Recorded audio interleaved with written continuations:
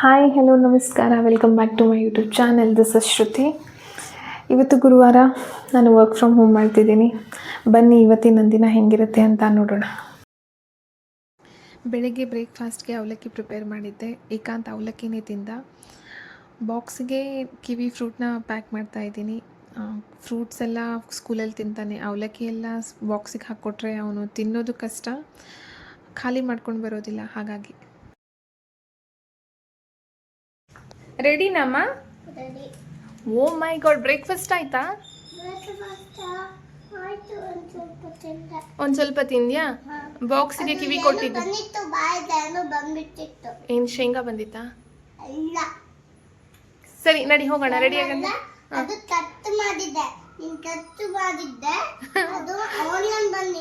Onion ಬಂದಿತ್ತು. ಹೌದಾ, ಸರಿ ಹೋಗೋಣ ಸ್ಕೂಲ್ಗೆ. ಕಮ್.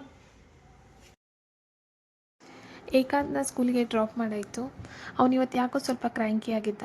ಅವನಿಗೆ ಅಳು ಬರ್ತಿತ್ತು. ಸ್ಕೂಲ್ ಬೇಡ ಅಂತ ಹೇಳ್ತಿದ್ದ. ಸ್ಕೂಲಿಗೆ ಒಳಗಡೆ ಹೋದ್ಮೇಲೆ ಸೆಟ್ಲ್ ಆಗ್ತಾನೆ, ಆಮೇಲೆ ಅಳು ಸ್ಟಾಪ್ ಆಗುತ್ತೆ. ಯೂಶ್ವಲಿ ಹಿಂಗಾಗೋದಿಲ್ಲ, ಕೆಲವೊಮ್ಮೆ ಹೀಗೆ ಸ್ವಲ್ಪ ಕ್ರ್ಯಾಂಕಿ ಆಗ್ತಾನೆ.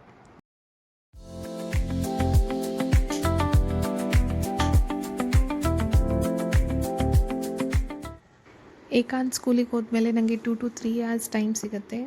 ಆ ಟೈಮಲ್ಲೇ ನಾನು ಅಡುಗೆ ಮನೆ ಕೆಲಸ, ಮನೆ ಕೆಲಸ, ಸ್ನಾನ ಎಲ್ಲ ಮುಗಿಸ್ಕೋಬೇಕು.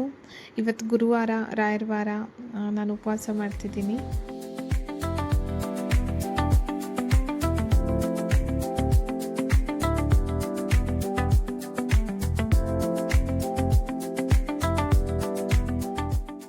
ನಾನು 5 ಗುರುವಾರ ಉಪವಾಸ ಮಾಡಬೇಕು ಅಂತ ಅಂದ್ಕೊಂಡಿದ್ದೀನಿ. ಗೊತ್ತಿಲ್ಲ, ತುಂಬ ವರ್ಷ ಆದಮೇಲೆ ಫಾಸ್ಟಿಂಗ್ ಮಾಡ್ತಿದ್ದೀನಿ. ಮೈಯಲ್ಲಿ ಸ್ಟ್ಯಾಮಿನಾ, ಎನರ್ಜಿ ಹೆಂಗಿರುತ್ತೆ ಅಂತ ಗೊತ್ತಿಲ್ಲ. I am just hoping I can able to manage everything. ಬೇಗ ಸ್ವಚ್ಛ ಮಾಡ್ತಾಯಿದ್ದೀನಿ ದೇವ್ರ ಮನೆ. ಆಮೇಲೆ ಸಡನ್ನಾಗಿ ನೆನಪಾಯಿತು, ಹೂವೇ ಇಲ್ಲ ಅಂತ. ನನ್ನ ಹಸ್ಬೆಂಡ್ಗೆ ಹೂ ತೊಗೊಂಬರೋಕ್ಕೆ ಹೇಳಿದೆ. ಅವನು ಹೂ ತೊಗೊಂಬರೋಕ್ಕೆ ಹೋದ. ಸೊ ಅಷ್ಟರಲ್ಲಿ ನಾನು ಹೊಸಲಿಗೆ ರಂಗೋಲಿ ಹಾಕ್ತಿದ್ದೀನಿ. ಆಮೇಲೆ ನನಗೆ ಎಷ್ಟು ಬರುತ್ತೋ ಅಷ್ಟು ರಂಗೋಲಿ ಹಾಕ್ತೀನಿ ದೇವ್ರ ಮುಂದೆ. ಇದೆಲ್ಲ ಮಾಡೋದು ಮನಸ್ಸಿನ ನೆಮ್ಮದಿಗೆ. ಇಷ್ಟೇ ಕ್ಲೀನಾಗಿರಬೇಕು, ಇಷ್ಟೇ ಚೆನ್ನಾಗಿರಬೇಕು ಅಂತ ಏನಿರೋದಿಲ್ಲ. ದೇವ್ರ ಪೂಜೆ ಮಾಡಬೇಕಾದ್ರೆ ಮನಸ್ಸು ಸ್ವಚ್ಛವಾಗಿದ್ದರೆ ಸಾಕು. ಸೊ ನನಗೆ ಎಷ್ಟು ಮನಸ್ಸಿಗೆ ತೋಚುತ್ತೋ, ನನಗೆ ಎಷ್ಟು ಬರುತ್ತೋ ಅಷ್ಟನ್ನು ರಂಗೋಲಿ ಹಾಕ್ತಿದ್ದೀನಿ. ದೇವ್ರ ಪೂಜೆ ಮಾಡ್ತೀನಿ ನನ್ನ ಮನಸ್ಸಿನ ನೆಮ್ಮದಿಗೋಸ್ಕರ. ಸೊ ಇವಾಗ ನನ್ನ ಹಸ್ಬೆಂಡ್ ಬಂದಾಯಿತು, ಹೂ ತಂದಾಯಿತು. ಸೊ ದೇವರಿಗೆ ಹೂವಿನ ಅಲಂಕಾರ ಮಾಡ್ತಿದ್ದೀನಿ. ಹೂವಿನ ಅಲಂಕಾರ ಮಾಡಿ ದೇವರಿಗೆ ದೀಪ ಹಚ್ಚಿ ಮಂಗಳಾರತಿ ಮಾಡಬೇಕು.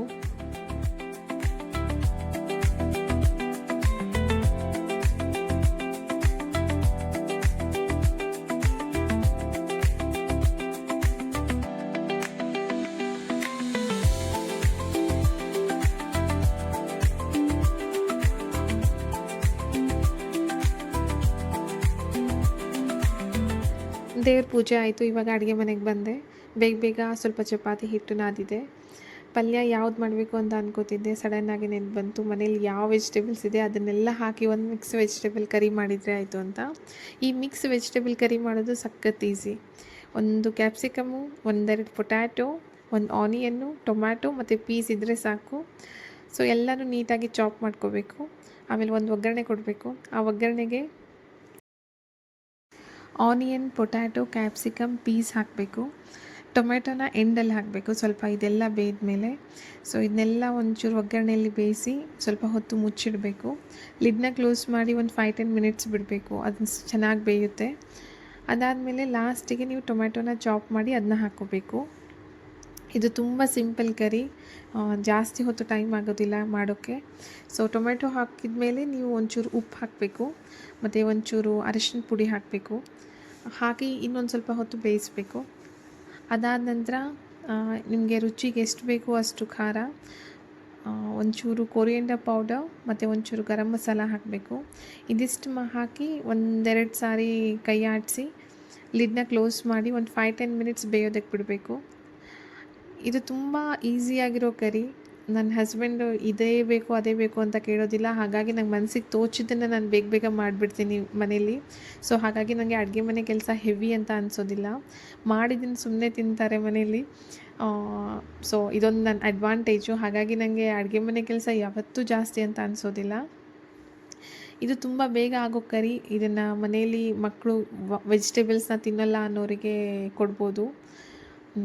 ಗ್ಯಾಸ್ ಫ್ಲೇಮ್ನ ಆಫ್ ಮಾಡಬೇಕು. ಆಮೇಲೆ ನಿಂಬೆಹಣ್ಣು ಹುಳಿ ಹಿಂಡಬೇಕು. ಒಂಚೂರು ಕೊತ್ತಂಬರಿ ಕಟ್ ಮಾಡಿ ಹಾಕಬೇಕು, ಗಾರ್ನಿಷ್ ಮಾಡಬೇಕು. ಸೊ ಇದಿಷ್ಟು ಮಾಡಿದರೆ ಈ ಕರಿ ಮುಗ್ದೋಯ್ತು. ಜಾಸ್ತಿ ಹೊತ್ತು ಟೈಮ್ ಆಗೋದಿಲ್ಲ. ಸೊ ನಿನ್ನೆ ಉಳಿದಿರೋ ಅನ್ನನ ನಾವು ನೀರಲ್ಲಿ ಕಲಸಿಟ್ಟಿರ್ತೀವಿ. ಅದೊಂಥರ ಗಂಜಿ ಥರ ಆಗಿರುತ್ತೆ. ಅದಕ್ಕೆ ಒಂಚೂರು ಆನಿಯನ್ನು ಮತ್ತು ಒಂದು ಸ್ವಲ್ಪ ಮೆಣಸಿನ್ಕಾಯಿ ಹಾಕಿ ನಾವು ಮೊಸರನ್ನ ಮನೇಲೇ ಹಾಕೋದು. ಸೊ ಹಾಕಿರೋ ಮೊಸರನ್ನ ಒಂಚೂರು ಹಾಕಿ ಆ ಅನ್ನಕ್ಕೆ ಕಲಿಸ್ಬೇಕು. ಸೊ ಇದೊಂಥರ ಗಂಜಿ ಥರ ಆಗಿರುತ್ತೆ ಅನ್ನ. ರಾತ್ರಿ ಉಳಿದಿರೋ ಅನ್ನನ ನಾವು ವೇಸ್ಟ್ ಮಾಡೋದಿಲ್ಲ. ಸೊ ಬೆಳಿಗ್ಗೆನಷ್ಟಿಗೆ ಸ್ವಲ್ಪ ಗಟ್ಟಿಯಾಗಿರುತ್ತೆ. ಹಾಗಾಗಿ ರಾತ್ರಿ ನೀರಲ್ಲಿ ಹಾಕಿದರೆ ಅದು ಟೆಕ್ಸ್ಚರ್ ಬೇರೆ ಆಗಿರುತ್ತೆ. ಸೊ ಇವಾಗ ನಾನು ಆ ಮೊಸರನ್ನ ಕಲಿಸ್ತಾ ಇದ್ದೀನಿ. ಇದು ನಮ್ಮ ಮನೇಲಿ ಒಂಥರ ಪರ್ಮನೆಂಟ್ ಡಿಶ್. ಏನಿರುತ್ತೋ ಬಿಡುತ್ತೋ ಗೊತ್ತಿಲ್ಲ, ಇಷ್ಟು ಮೊಸರನ್ನ ಇರುತ್ತೆ. ಯಾಕಂದರೆ ಯಾವಾಗಲೂ ಒಂಚೂರು ರಾತ್ರಿ ಅನ್ನ ಮಿಕ್ಕಿರುತ್ತೆ. ಮುಂಚೆ ಎಲ್ಲ ಸ್ವಲ್ಪ ಮಿಕ್ಕಿರೋ ಅನ್ನ ಏನು ಮಾಡಬೇಕು ಅಂತ ಯೋಚನೆ ಮಾಡ್ತಿದ್ದೆ. ಸೊ ಇದನ್ನು ರೀಸೆಂಟಾಗಿ ಯಾವುದೋ ಒಂದು ವೀಡಿಯೋನಲ್ಲಿ ನೋಡಿದ ಮೇಲೆ ಇದನ್ನು ಮಾಡೋಕ್ಕೆ ಸ್ಟಾರ್ಟ್ ಮಾಡಿದ್ದೀವಿ ಮನೇಲಿ. ಸೊ ಇವಾಗ ಮೊಸರನ್ನ ಸಹ ರೆಡಿ ಆಯಿತು.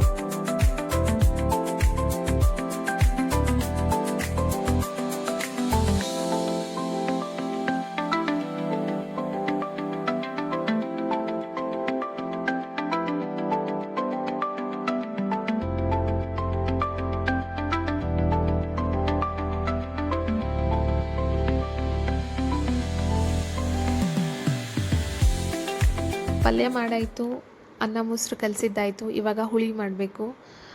ಒಂಚೂರು ಒಗ್ಗರಣೆ ಕೊಟ್ಟು ಆಮೇಲೆ ಅದಕ್ಕೆ ಟೊಮೆಟೊ ಹಾಕಿ ನೆಲ್ಲಿಕಾಯಿ ಹಾಕಬೇಕು. ಅದೊಂಚೂರು ಬೇಯ್ದಾದಮೇಲೆ ಹುಣಸೆಹಣ್ಣು ಹುಳಿ ಮತ್ತು ಬೆಲ್ಲ ಆ್ಯಡ್ ಮಾಡಬೇಕು. ಕೊನೆಗೆ ಕೂಗ್ಸಿಟ್ಟಿರೋ ಬೇಳೆನ ಹಾಕಬೇಕು. ಒಂಚೂರು ಉಪ್ಪು ಮತ್ತು ನೀವು ನೀರು ಹಾಕಬೇಕು. ನಿಮ್ಮ ಕನ್ಸಿಸ್ಟೆನ್ಸಿ ಹೆಂಗೆ ಬೇಕೋ ಹಂಗೆ ನೋಡಿಕೊಂಡು ಅಡ್ಜಸ್ಟ್ ಮಾಡ್ಕೋಬೇಕು. ಅದಾದಮೇಲೆ ಒಂಚೂರು ಕೊತ್ತಂಬರಿ ಹಾಕಿ ಗಾರ್ನಿಷ್ ಮಾಡ್ಕೋಬೇಕು. ಇದು ಸಖತ್ತಾಗಿ ಬರುತ್ತೆ ರೆಸಿಪಿ. ನಿಮ್ಗೆ ಇನ್ನೊಂದು ಸಾರಿ ಬೇರೆ ವ್ಲಾಗಲ್ಲಿ ಕಂಪ್ಲೀಟ್ ರೆಸಿಪಿನ ಶೇರ್ ಮಾಡ್ತೀನಿ. ಇದು ನಾನು ತುಂಬ ಸಾರಿ ಟ್ರೈ ಮಾಡಿದ್ದೀನಿ. ನಮ್ಮ ಮನೇಲಿ ಎಲ್ಲರೂ ಇಷ್ಟಪಡ್ತಾರೆ. ನನ್ನ ನಾದಿನಿಗಂತೂ ಇದು ಫೇವ್ರೇಟ್. ಯಾವಾಗಲೂ ಕೇಳ್ತಾಳೆ, ನಂಗೆ ಹುಳಿ ಮಾಡಿದ್ಯಾ, ನೆಲ್ಲಿಕಾಯಿ ಹುಳಿ ಮಾಡಿದ್ಯಾ ಅಂತೆಲ್ಲ ಕೇಳ್ತಾಳೆ. ಅವಳಿಗೆ ನಾನು ಮಾಡೋ ಸಾಂಬಾರು ಅಂದರೆ ಸಖತ್ ಇಷ್ಟ. ಸೊ ಈ ರೆಸಿಪಿನ ನೀವು ಒಂದು ಸಾರಿ ಟ್ರೈ ಮಾಡಿ.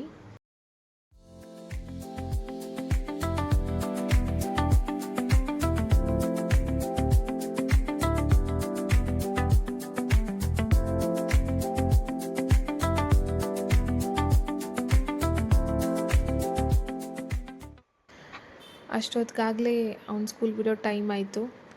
ಸೊ ನಾನು ನನ್ನ ಹಸ್ಬೆಂಡ್ ಇಬ್ಬರು ಹೋಗಿ ಅವನ್ನ ಕರ್ಕೊಂಡು ಬರ್ತೀವಿ. ಇವಾಗ ಸ್ಕೂಲ್ ಮನೆಯಿಂದ ಹತ್ರನೇ ಇರೋದು. ಹಾಗಾಗಿ ನಾವು ಸ್ಕೂಲ್ ವ್ಯಾನ್ ಸರ್ವಿಸ್ನ ಅವೈಲ್ ಮಾಡಿಲ್ಲ.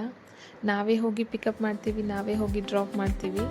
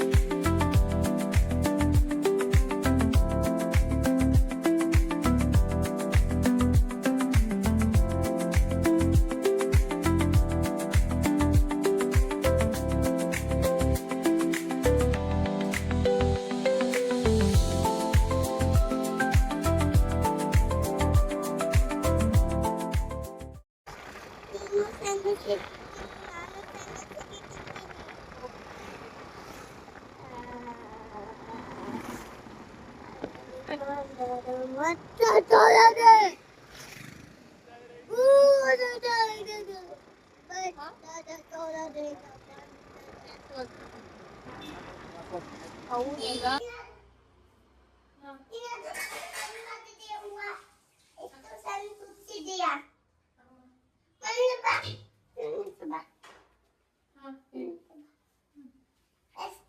ನಮಸ್ಕಾರ ಮಾಡ್ದೇವಿ, ದೇವ್ರಿಗೆ ನಮಸ್ಕಾರ ಮಾಡಿ. ಹಾ ಹೌದು, ನಮಸ್ಕಾರ ಮಾಡಿ, ಪೂಜೆ ಆಯ್ತು. ನಮಸ್ಕಾರ ಮಾಡು, ನಮಸ್ಕಾರ ಮಾಡು. ಹಾ ಏನಾಯ್ತು? ನಮಸ್ಕಾರ ಮಾಡಿ, ದೇವ್ರಿಗೆ ನಮಸ್ಕಾರ.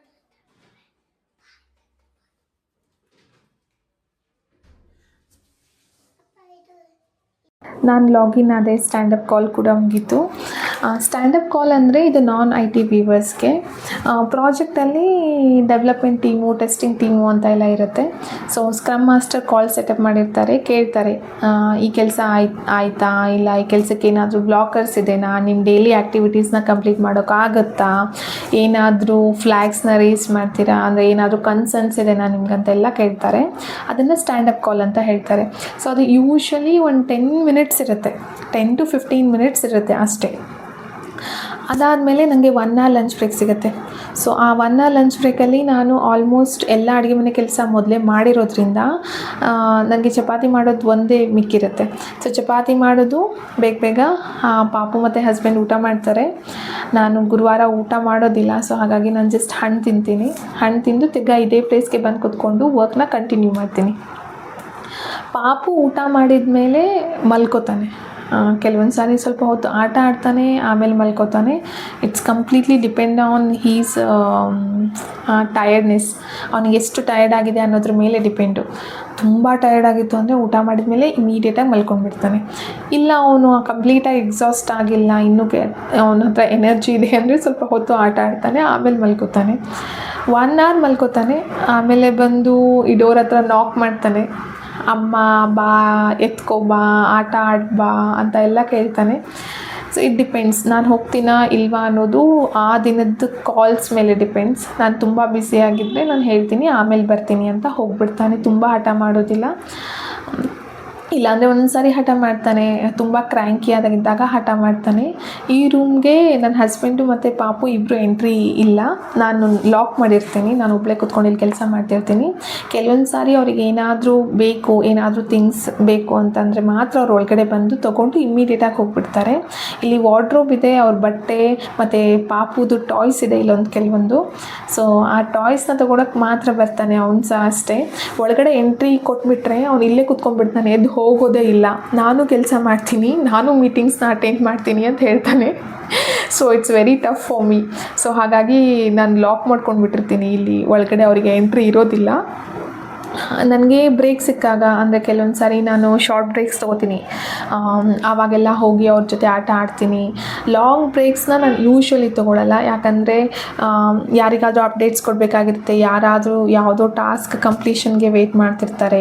ಸೊ ಕೆಲವೊಂದು ಸಾರಿ ಲಾಂಗ್ ಬ್ರೇಕ್ಸ್ ತೊಗೊಳೋದು ತುಂಬ ಟಫ್ ಆಗುತ್ತೆ. ಸೊ ಹಾಗಾಗಿ ನಾನು ಶಾರ್ಟ್ ಬ್ರೇಕ್ಸ್ ತೊಗೋತೀನಿ, 15 ಮಿನಿಟ್ಸ್ ತೊಗೋತೀನಿ, ಮತ್ತು ಹೋಗಿ ಲಾಗಿನ್ ಆಗ್ತೀನಿ, ಚೆಕ್ ಮಾಡ್ತೀನಿ ಏನಾದರೂ ಇದೆನಾ ಅಂತ. ಆಮೇಲೆ ಬೇಗ ಕೆಲಸ ಮುಗೀತು ಅಂದರೆ ಮತ್ತೆ ಒಂದು 15 ಮಿನಿಟ್ಸ್ 20 ಮಿನಿಟ್ಸು ಅಂತ ಶಾರ್ಟ್ ಬ್ರೇಕ್ಸ್ನ ತೊಗೋತೀನಿ.